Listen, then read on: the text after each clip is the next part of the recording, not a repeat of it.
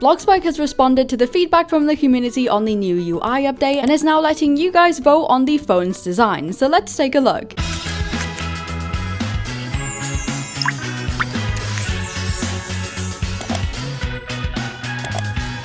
Hey glossettes, welcome back. How are you guys doing today? Now, as you all may know, yesterday Bloxburg updated and added the first part of the new UI to the game, and if you haven't seen it yet, I did do a full video yesterday where I showed it all, as well as going over all of the community's opinions and feedback. However, a lot of people have had complaints about the way the new phone looks. Now, the phone overall is very well laid out and makes it so much easier to find everything, especially things like objectives and the backpack, which a lot of players struggled to locate before. It makes it a lot easier. However, this color scheme is something that players really don't like. A lot of people have a problem with it, and I do agree with them. I don't really like how this looks. Don't get me wrong, it's good. The apps are cute, but it just doesn't feel very Bloxburgy, and it doesn't really match with everything else. So upon hearing this, Bloxburg decided to post a tweet talking about all of the feedback and even letting players vote for the new phone design from a few different designs that they already had. So this is the tweet here, and it says, "Hey Bloxburgers, we heard your feedback on the style of the cell phone. Some of you felt like it wasn't quite right and it didn't match the rest of the new UI.